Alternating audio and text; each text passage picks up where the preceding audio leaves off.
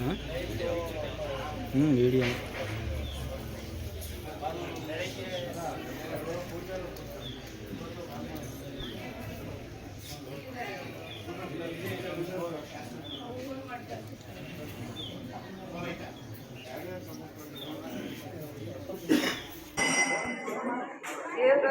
ಪೂಜೆ ಮಾಡಿ ಫೋಟೋ ತೆಗೆಯೋದು.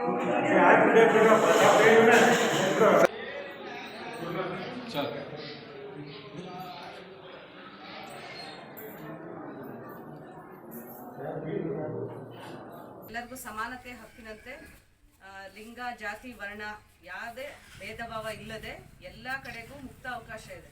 ಹಾಗಾಗಿ ಈ ಒಂದು ದೇವಸ್ಥಾನ ಅಂತಾನೆ ಅಲ್ಲ, ನಮ್ಮ ಇಡೀ ಭಾರತದಲ್ಲಿ ಯಾವುದೇ ದೇವಸ್ಥಾನಕ್ಕೂ ಕೂಡ ಯಾರೇ ಪ್ರವೇಶಿಸೋದಕ್ಕೆ ಅಡ್ಡಿ ಇಲ್ಲ.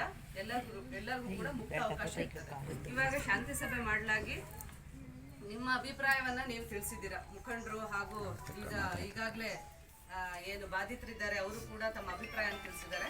ಅದರ ಮೂಲಕ ಈ ಶಾಂತಿ ಸಭೆಯ ಮೂಲಕ ಅಧೀಕ್ಷಕರು ಇಬ್ಬರು ಸೇರಿ ಹಾಗೂ ಸಮಾಜ ಕಲ್ಯಾಣ ಇಲಾಖೆಯ ಸಹಾಯಕ ನಿರ್ದೇಶಕರನ್ನು ಒಳಗೊಂಡಂತೆ ಗ್ರಾಮಸ್ಥರು ಕೂಡ ಅದೇ ಸ್ಥಳದಲ್ಲಿ ಶ್ರೀ ರಾಮಾಂಜನೇಯ ಸ್ವಾಮಿ ದೇವಸ್ಥಾನದಲ್ಲೇ ನಾವೆಲ್ಲರೂ ಶಾಂತಿ ಸಭೆಯನ್ನು ಕರೆದು ಅದರ ಮೂಲಕ ಏನು ದಲಿತರು ನಮಗೆ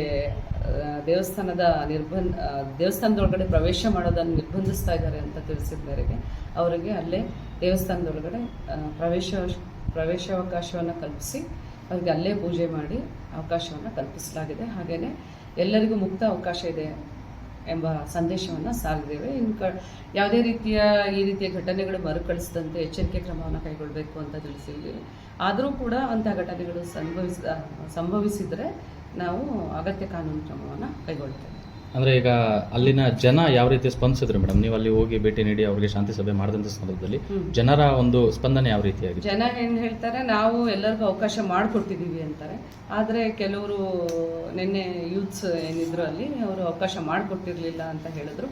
ಹಾಗಾಗಿ ನಾವು ಅಲ್ಲೇ ಆ ದೇವಸ್ಥಾನದ ಅರ್ಚಕರ ಸಮ್ಮುಖದಲ್ಲೇ ದೇವಸ್ಥಾನವನ್ನು ತೆರೆಸಿ ಅವರಿಗೆ ಅವಕಾಶವನ್ನು ಕಲ್ಪಿಸಿಕೊಟ್ಟಿದ್ದೀವಿ.